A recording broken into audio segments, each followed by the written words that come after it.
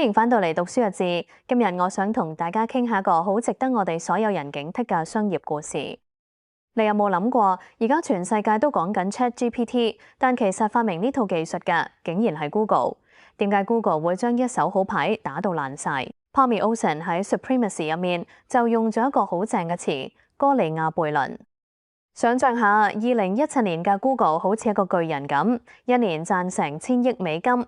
書入面講到，佢哋公司入面有專門幫員工剪指甲嘅師傅，有零食專家，簡直係天堂。但問題就出喺呢度，當你太有錢、太成功嘅時候，你最怕嘅就係變。書入面有一個好深刻嘅例子，講到當時 Google 班天才工程師發明咗 Transformer 架構。作者提到佢哋測試 AI 嗰陣，發現 AI 終於識分咩叫上下文。例如一句話指動物過唔到條街，因為佢太攰啦。以前嘅 AI 唔知個佢字係指動物定條街，但 Transformer 識得將注意力放返喺動物身上。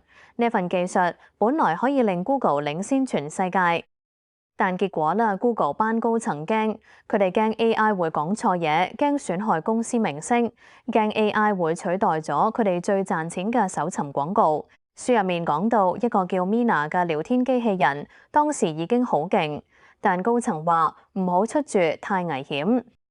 呢種心態直接逼走咗班天才工程師。作者形容呢個係 Google 嘅聖經時刻 （Biblical Moment），你創造咗神蹟，但你因為驚而將佢鎖喺櫃桶入面，結果 OpenAI 攞咗呢粒種子，種出咗今日嘅 AI 盛世。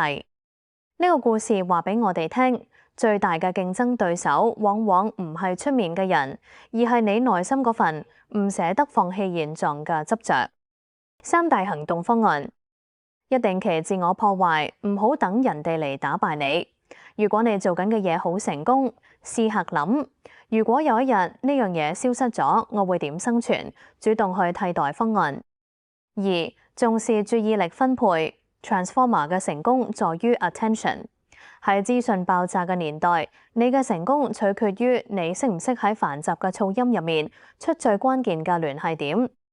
3. 完成勝過完美。Google 輸喺追求100%完美，喺新領域先攞個可行方案出嚟，攞 feedback， 好過匿喺房入面磨幾年。多謝大家聽今日呢一集讀書日誌。Google 嘅故事提醒我哋，優勢有時會變成枷鎖。如果你中意今日嘅分享，記得 subscribe 我嘅 channel， 同埋將呢條片 share 俾你嗰啲創業或者做 management 嘅朋友。我哋下一集再見，拜拜。